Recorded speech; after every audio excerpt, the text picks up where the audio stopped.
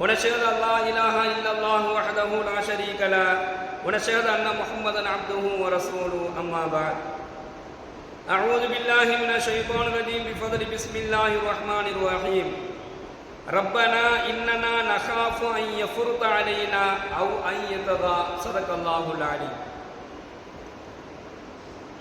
ربنا إننا نخاف أن يفرط علينا எங்கள் இறைவா எங்கள் மீது அவன் எல்லை மீறி தாக்குதல் நடத்துவதையும்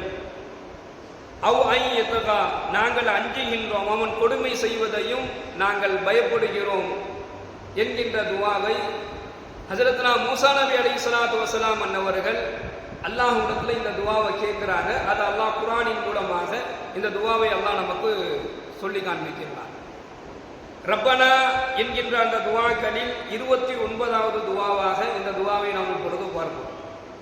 இதுல ஹஜரத்னா மூசா நபி அலைஹிஸ்ஸலாத்து வஸலாம் அன்னவர்களை அல்லாஹ் ஃபிரௌன்ட போயிட்டு இந்த ஏகத்துவ கொள்கையை எத்தி வைக்குமாறும் ஃபிரௌன்ட போயிட்டு தஅவா பணி செய்யுமாறும் அல்லாஹ் கட்டளையிட்டான். அப்போ மூசா நபி அலைஹிஸ்ஸலாத்து வஸலாம் அன்னவர்கள் இந்த துவாவை கேட்கிறாங்க. ரப்பனா இன்னனா நகாஃபு யஃபுருத அலைனா அவ யத்தகா, எங்கள் இறைவா எங்கள் மீது அவன் எல்லை மீறி தாக்குதல் நடத்துவான், எங்கள் மீது அவன் எல்லை மீறி தாக்குதல் நடத்துவான். ஏன் அப்படின்னு சொன்னா ஃபிரௌனுடைய குணமே அதுதான். ஃபிரௌன்ட்ட போய் அவனைத்தான் இறைவன் சொல்லி சொல்லணும். ஃபிரௌன்ட்ட நீதான் கடவுள், நீதான் இறைவன் என்பதாக சொல்லணும். அவன்கிட்ட போயிட்டு நீ கடவுள் இல்லை, வேறு ஒரு கடவுள் இருக்குது, வேறு ஒரு இறைவன் இருக்கிறான் என்கின்ற ஒரு செய்தியை சொன்னோம் அப்படின்னு சொன்னா அவன் என்ன வேணாலும் பண்ணுவான். அவன் ரொம்ப கொடுமையான ஒரு ஆளு, ரொம்ப கடுமையாக என்ன செய்வான், அவனுடைய தாக்குதல்கள் ரொம்ப கடுமையாக இருக்கும். அதனால மூசா நபி அலைஹிஸ்ஸலாத்து வஸலாம் அன்னவர்கள் பயந்தாங்க, எங்கள் இறைவா எங்கள் மீது அவன் எல்லை மீறி தாக்குதல் நடத்துவதையும் அவன் கொடுமை செய்வதையும் நான் பயப்படுகிறேன் என்பதாக இதை ஒரு துவாவாக அல்லாஹ்ட்ட கேட்கிறாங்க. நீ போக சொல்ற, நான் போறேன், ஆனா போனா அவன் இந்த மாதிரிலாம் பண்ணுவானே, பயமா இருக்குது என்பதாக அவங்க பயப்படுறாங்க. ஏன்னா எந்த விதமான ஆள்பலமோ படைபலமோ எதுவுமே கிடையாது மூசா கிட்ட. அவன் ஃபிரௌன் பெரும் கொண்ட அரசன், அவன்கிட்ட எல்லாமே இருக்குது, எல்லாம் இருக்கக்கூடிய ஒரு பெரிய ஒரு அரசன்ட்ட போய் ஒரு சாதாரண ஒரு ஆளை போய் நீ போய் பேசினா எப்படி பேச முடியும்? அப்போ அந்த பயம் நியாயமானது. அவங்க பயந்தாங்க, அவன் இந்த மாதிரி ஏதாச்சும் பண்ணிட்டானா என்ன பண்றது என்பதாக அவன் பயந்தாங்க. அப்பதான் அல்லாஹ் சொன்னா, மூசாவே நான் உங்களுக்கு துணை இருக்கிறேன், நீங்க கவலைப்படாது, நீங்க பயப்படாது, உங்களுக்கு துணையாக நான் இருக்கிறேன், நீங்க போங்க என்பதாக அல்லாஹ் அவர்களுக்கு மன தைரியத்தை கொடுத்து அனுப்பி வைத்தான் என்பது இந்த துவாவினுடைய அந்த வரலாறுகளாக நாம பார்க்கிறோம். இப்ப இதுல இருந்து இந்த துவாவை நாம் அல்லாஹ்ட்ட கேட்பதன் மூலமாக நமக்கு என்ன இருக்குது அப்படின்னு சொன்னா, அருமையான சகோதரர்களே, கண்ணுக்கு தெரிந்த கண்ணுக்கு தெரியாத எதிரிகள் இருப்பாங்க, நமக்கு தெரியாமையே நம்மீது குழப்பத்தை ஏற்படுத்தக்கூடியவங்க இருப்பாங்க, நமக்கு தெரியாமையே நம்மீது சூழ்ச்சிகள் செய்யக்கூடியவர்கள் இருப்பாங்க. அப்ப இந்த மாதிரி ஆட்கள்கிட்ட இருந்து நம்ம பாதுகாப்பு தேடிதான் ஆகணும். நயவஞ்சகர்களை விட்டோம், கெட்ட மனிதர்களை விட்டோம், கெட்ட மனிதர்களுடைய அந்த கெட்ட பார்வைகளை விட்டோம், சூழ்ச்சிகளை விட்டோம், ஃபித்னா ஃபசாதுகள் குழப்பங்களை விட்டோம் நாம் என்ன செய்யணும்? அல்லாஹ்விடத்துல பாதுகாப்பு தேடித்தான் ஆகணும். அப்ப அநியாயம் செய்யக்கூடியவர்களும் இருக்கிறாங்க, அக்கிரமங்கள் செய்யக்கூடியவங்க இருக்கிறாங்க, அவங்களை நம்மளால எதிர்க்க முடியாது அப்படின்னு சொன்னா அப்ப அல்லாஹ் நம்ம அவங்கள்ட்ட இருந்து பாதுகாப்பு பெற்று தரணும். நயவஞ்சகத்திலிருந்து இருந்து நம்மளை அல்லாஹ் பாதுகாக்கணும்.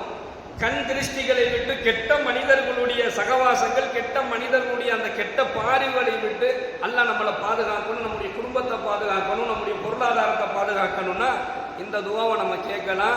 ரப்பனா இன்னனா நகாஃபு யஃபுருத அலைனா வ யத்தகா, யா அல்லாஹ் அந்த கொடுமை செய்யக்கூடியவர்களுடைய அந்த கொடுமைகளை விட்டும், யா அல்லாஹ் வரம்பு மீறி எல்லை மீறி தாக்குதல் நடத்தக்கூடிய அந்த கூட்டத்தார்களை விட்டும் நீ என்ன செய், நாங்க பயப்படுறோம், எனக்கு பயமா இருக்குது அப்படின்னு சொன்னா அல்லாஹ் இந்த துவாவை கேட்கும் பொழுது அல்லாஹ் எப்படி மூசா நபி அலைஹிஸ்ஸலாத்து வஸலாம் அன்னவர்களுக்கு மன தைரியத்தை கொடுத்து நான் இருக்கிறேன்னு சொல்லி சொன்னானோ அது மாதிரி அல்லாஹ் நம்மளை பாதுகாப்பு.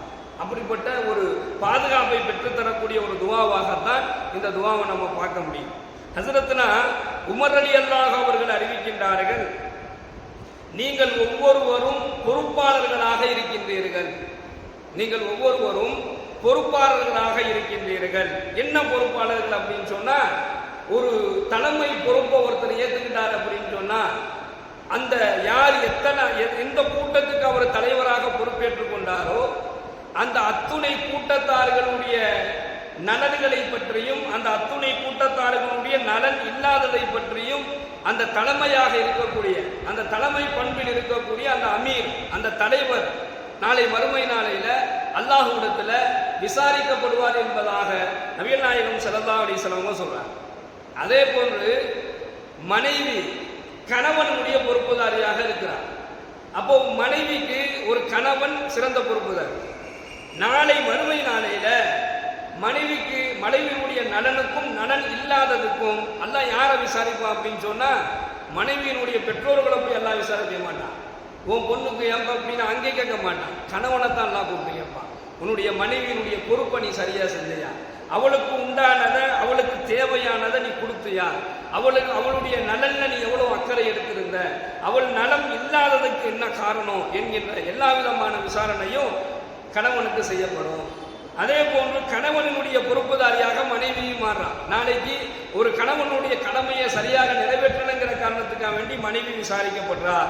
ஒரு ஊழியர் தன்னுடைய முதலாளியினுடைய பொறுப்புதாரியாக இருக்கிறார், அவரும் விசாரிக்கப்படுவார் என நபிகள் நாயகம் ஸல்லல்லாஹு அலைஹி வஸல்லம் அவர்கள் கூறிய இந்த ஹதீஸை ஹஜ்ரத்னா உமர் ரலியல்லாஹு அவர்கள் அறிவிக்கின்றார்கள். புகாரியில 893வது ஹதீஸாக இந்த ஹதீஸ் இடம்பெறும். இப்போ இதை எதுக்கு ஸல்லல்லாஹு அலைஹி வஸல்லம் சொல்றாங்கன்னா,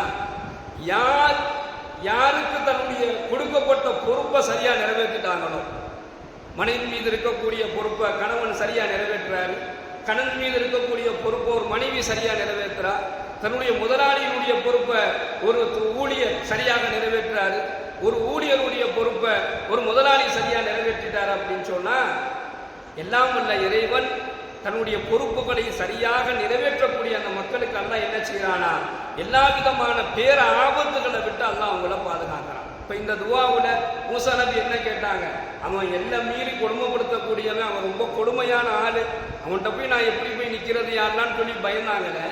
அப்ப அல்லாஹ் சொன்னானே, நான் இருக்கிற மூசாவை நீங்க போங்கன்னு. எவர் தன்னுடைய பொறுப்புகளை சரியாக நிறைவேற்றுகின்றாரோ அவர் அல்லாஹ் பாதுகாக்கிறான். எதை விட்டு? ஆபத்துகளை விட்டு, விபத்துகளை விட்டு, எதிரிகளை விட்டு, எதிரிகளுடைய சூழ்ச்சிகளை விட்டு அல்லாஹ் அவரை பாதுகாக்கிறான் என்பதாக நாம் தெரிஞ்சுக்கொள்ள முடியும்.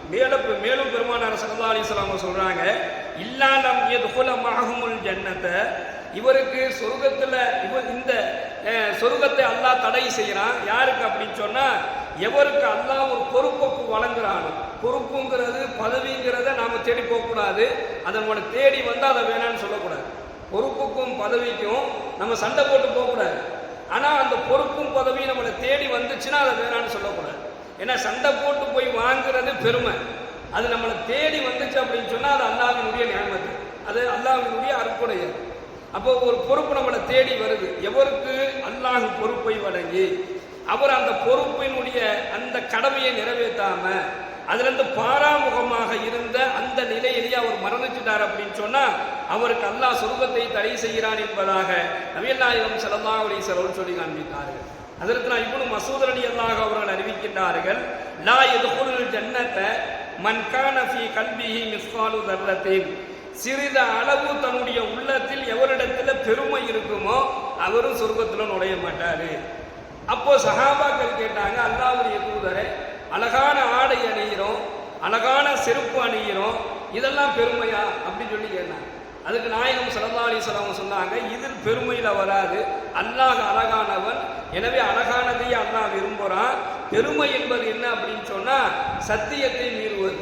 தன்னிடத்துல எல்லாமே இருக்குது. ஃபிரௌன்னா அதுக்கு பெரும் கொண்ட உதாரணம் ஃபிரௌன் தான். அவன்கிட்ட பணம் இருந்துச்சு, பதவி இருந்துச்சு, படைப்பணம் இருந்துச்சு, அதனால என்ன செஞ்சான், ஒட்டுமொத்தமாக அவன் சத்தியம் என்பதே அவன்கிட்ட கிடையாது, உண்மை நேர்மைங்கிறதே அவன்கிட்ட கிடையாது, எல்லாமே அநியாயம். அப்போ நாயகம் ஸல்லல்லாஹு அலைஹி வஸல்லம் சொன்னாங்க, சத்தியத்தை மீறுவது பெருமை, பிறரை இழிவாக எண்ணுவதும் சத்தியத்தை மீறுவதும் தான் பெருமை என்பதாக நபிகள் நாயகம் ஸல்லல்லாஹு அலைஹி வஸல்லம் சொன்னாங்க. முஸ்லிம்களே இந்த ஹதீஸ் இருந்தது. அப்போ அல்லாஹ் யார் தன்னுடைய பொறுப்பை நிறைவேற்றுறாங்களோ அவங்களுக்கு உதவி செய்வான், யாருடைய உள்ளத்துல பெருமை இருக்குதோ அவங்களுக்கு உதவி செய்ய மாட்டான்.